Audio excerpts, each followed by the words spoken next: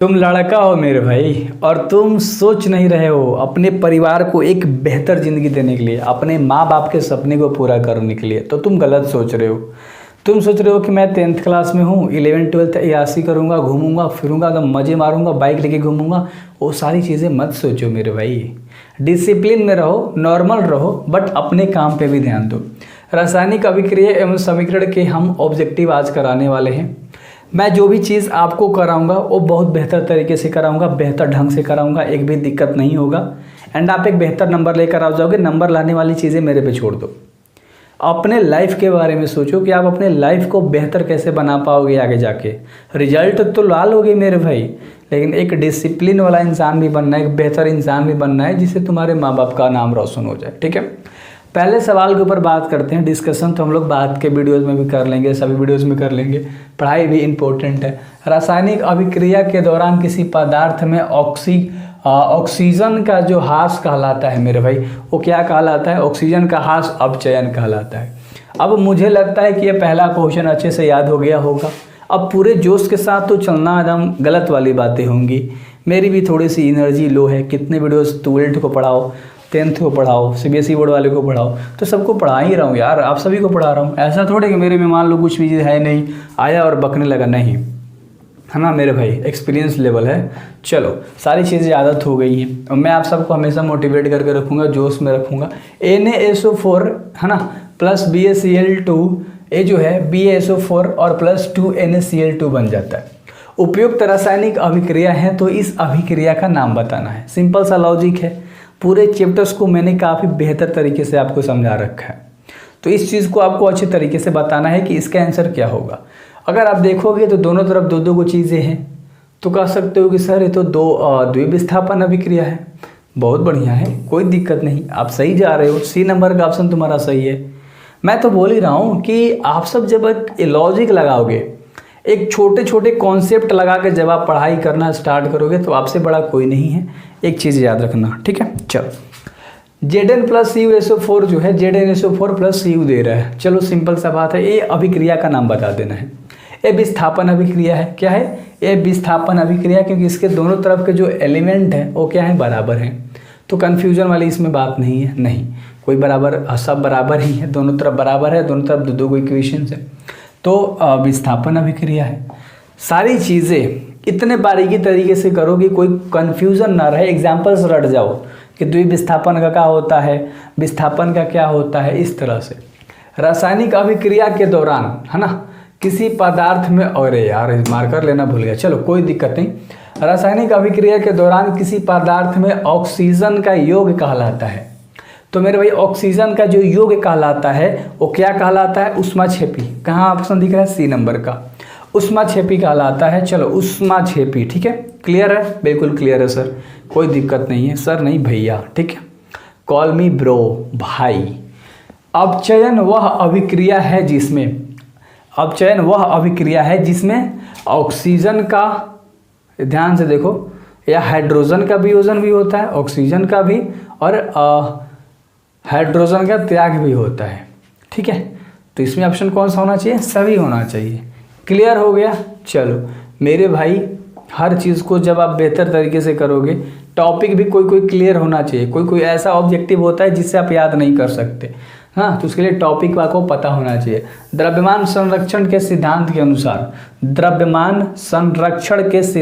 अनुसार कौन सा नियम काम करेगा? द्रव्यमान का नाश नहीं होता है, बिल्कुल एक गलत ऑप्शन कह रहा है। द्रव्यमान का निर्माण नहीं है, होता है ना, यहाँ पर होता है होगा, यानी कि नहीं होता है, ये भी ऑप्शन गलत है। उत्पाद तत्वों में कुल द्रव्यमान अभिक्रिया तत्वों के कुल द्रव्यमान के तुल्य होता है, नहीं, ये भी गलत है, यानी कि ऑप्शन नंबर तुम्हारा D सही होगा। इनमें से कोई भी ऑप्शन नहीं दिया है मेरे भाई। द्रव्यमान संरक्षण के सिद्धांत के अनुसार, तो उसका सिद्धांत देवे ना कि उसके सिद्धांत के अनुसार कोई भी ऑप्शन। चलो अगले सवाल के ऊपर बात करते हैं, जो कि 7 नंबर का सवाल है कि जब लेड नाइट्रेट को गर्म किया जाता है तो Na2 गैस धुआं प्राप्त होता है। धुएं का रंग कैसा होता है? चलो इस चीज़ को आपको अच्छे से बताना है कि धुआं का रंग कैसा होता है, और 7 नंबर का सवाल है, और उम्मीद करता हूँ कि इसका आंसर आप बेहतर तरीके से दे पाओगे मेरे भाई। ठीक है, इसका आंसर आप बेहतर तरीके से दे पाओगे। 7 का ऑप्शन कौन सा होगा बताओ? जब लेड नाइट्रेट को गर्म किया जाता है तो Na2 जो धुआं प्राप्त होता है तो भूरे रंग का हो जाता है। तो धुएं का रंग कैसा होता है? भूरा होता है।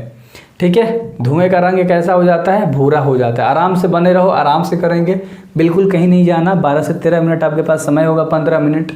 AgCl है ना, Ag प्लस Cl2 अलग अलग हो गया है ना। सूर्य के प्रकाश में यह रासायनिक अभिक्रिया किस प्रकार की है? इसका नाम बताना है। सूर्य के प्रकाश में हमने पढ़ाया था कि इस अभिक्रिया को हम लोग क्या बोलते हैं मेरे भाई? उपघटन अभिक्रिया बोलते हैं। ठीक है, इस तरह के अभिक्रिया को जब सूर्य के प्रकाश के साथ वो रासायनिक अभिक्रिया करेगा तो उसे हम लोग अपघटन अभिक्रिया बोलते हैं। क्या बोलते हैं? अपघटन अभिक्रिया बोलते हैं। ठीक है, अगले सवाल के ऊपर बात करेंगे जो कि 9 नंबर का सवाल है आपका, कि बाजार में बिकने वाला चिप्स की थैली में ऑक्सीजन निकाल कर उसमें क्या भरा जाता है? तो नाइट्रोजन भरा जाता है यार। ठीक है, नाइट्रोजन अगर आपके चिप्स वाले पैकेट में, कुरकुरे वाले पैकेट में रहता है तो फूला हुआ रहता है, तो सेफ रहता है, यानी खाना को खराब नहीं होने देता है। याद रहेगा ना? बिल्कुल क्लियर है सर।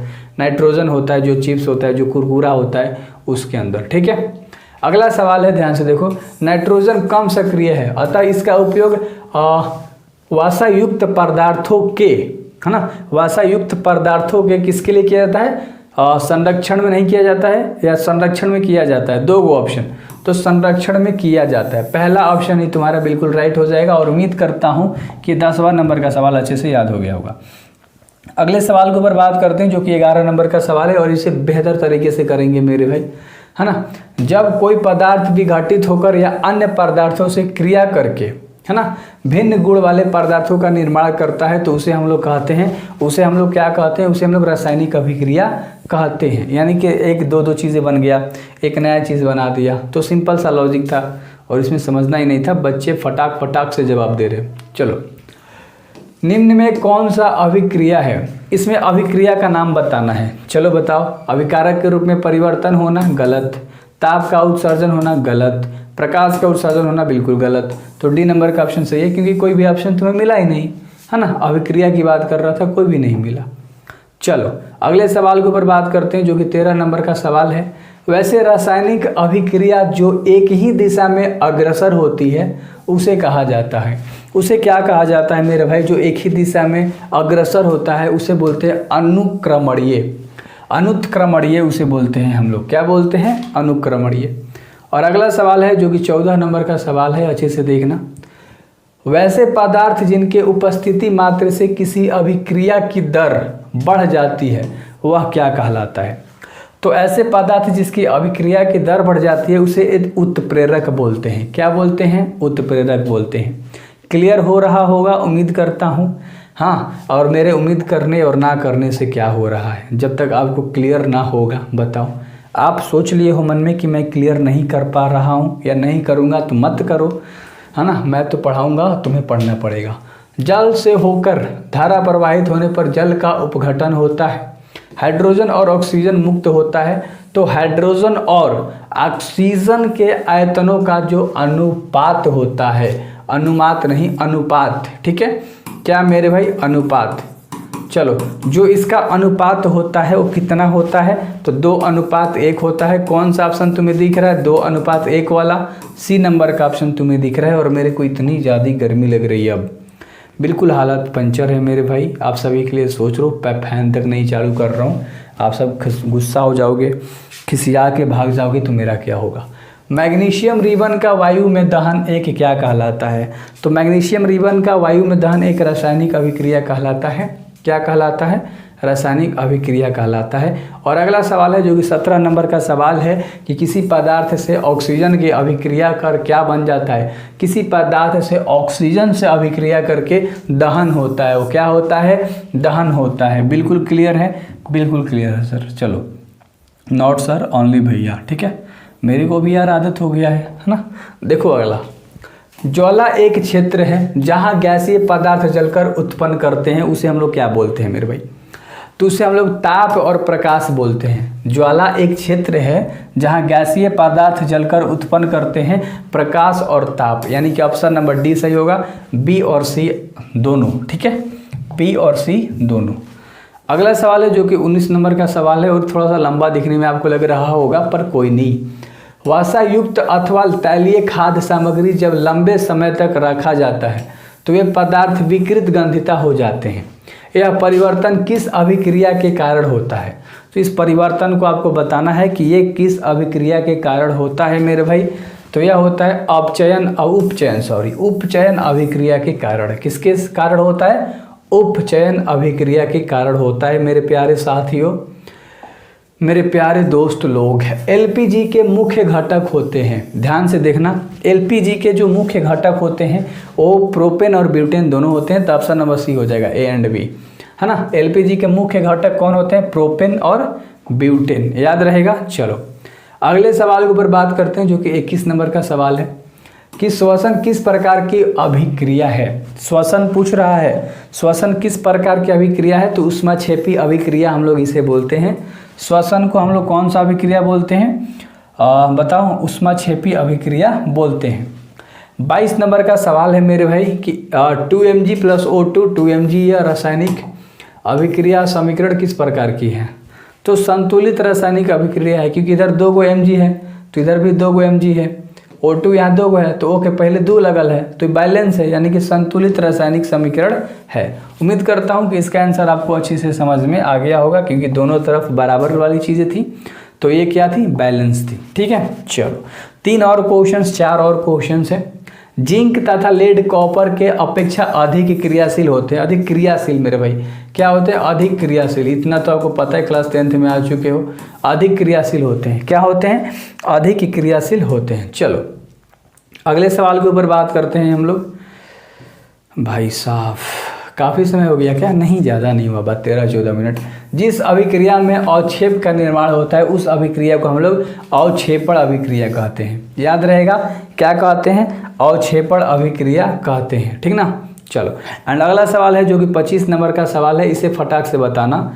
अपचयन और उपचयन अभिक्रिया को क्या कहते हैं? अपचयन और उपचयन अभिक्रिया को हम लोग क्या बोलते हैं?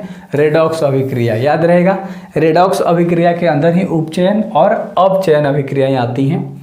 तो मैं काफ़ी बेहतर तरीके से आपके सारे ऑब्जेक्टिव करा चुका हूं और करा रहा हूं। चूना पत्थर को उष्मा देने पर CaO और CO2 प्राप्त होता है। CaO और CO2 प्राप्त होता है किस अभिक्रिया के द्वारा? ऊष्माक्षेपी अभिक्रिया के द्वारा। किसके द्वारा मेरे भाई? ऊष्माक्षेपी अभिक्रिया के द्वारा। अब उम्मीद करता हूं कि आपको ये 26 के 26 ऑब्जेक्टिव पसंद आ गए होंगे, है ना, और मज़े से पढ़ाई करेंगे मेरे भाई। काफ़ी बेहतर तरीके से देख लेते हैं कि क्या और ऑब्जेक्टिव है, नहीं, इसका फिर आंसर है। तो ये PDF भी मैं आपको देने के लिए टेलीग्राम पे या कहीं YouTube पर ही आके दे दूंगा, बता दूंगा, डिस्क्रिप्शन में लिंक है कि डाउनलोड कर लो। तो इस वीडियोज़ में नहीं है, मत जाना, ऐप होगा डाउनलोड कर लेना। ठीक है, क्लास 10th वालों, ऐप होगा डाउनलोड कर लेना। समझ में आ रही है? बेहतर, बेस्ट ऑफ लक। करते हैं आगे हम लोग। ठीक है, चलो।